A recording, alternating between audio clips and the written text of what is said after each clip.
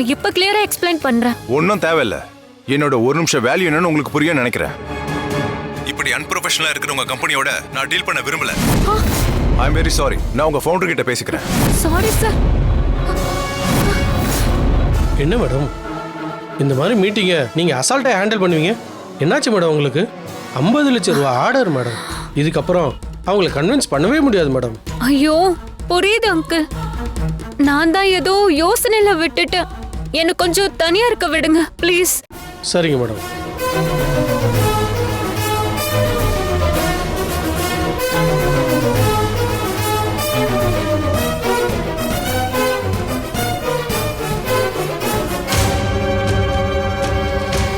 என்ன பவி இது?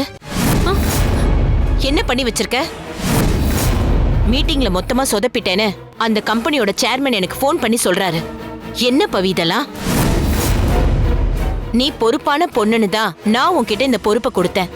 மீட்டிங் டைம்ல அப்படி உனக்கு என்ன ஆச்சு? என்ன யோசனை? இல்ல பாட்டி. புரியுது. நேத்து தான் அர்ஜுன் உன்னை அப்படி புகழ்ந்து பேசினா. அதை நினைச்சுக்கிட்டே இன்னைக்கு மீட்டிங்க கோட்டை விட்டுட்டியா? போ பவி, உன்கிட்ட இருந்து நான் இதை எதிர்பார்க்கவே இல்ல. 50 லட்சம் போனது எனக்கு பெரிய விஷயமே இல்ல. ஆனா நம்ம கம்பெனி மேல இருந்த ஒரு நேம் போச்சே, அதுதான். இதுக்கப்புறம் நீ எந்த அபிஷியல் மீட்டிங்கும் பேச வேணாம். நான் பாத்துக்கிறேன்.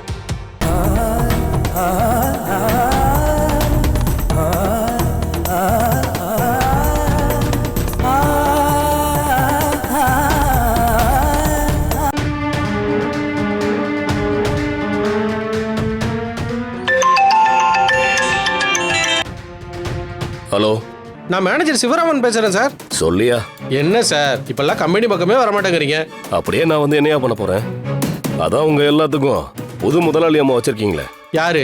பவித்ரா மேடத்தை சொல்றீங்களா? என்னது மேடமா? யோ, இப்படி மேடம் கிடம்னு சொல்லிட்டு ஏத்தி விடுறதே நீங்க தாயா? என்ன சார் பண்றது?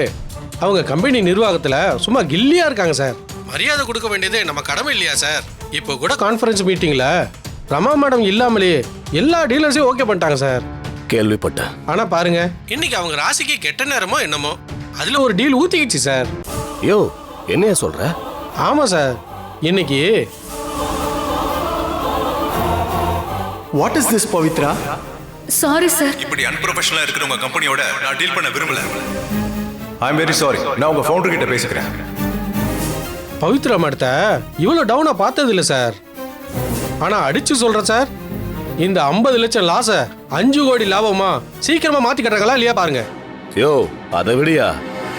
ஆமா, அவளால 50 லட்சம் லாஸ் ஆச்சா? கன்ஃபார்மா தெரியுமா? சார் என் கண்ணால பார்த்தேன் சார். சரி, நீ போனை வையே, நான் அப்புறம் பேசுறேன்.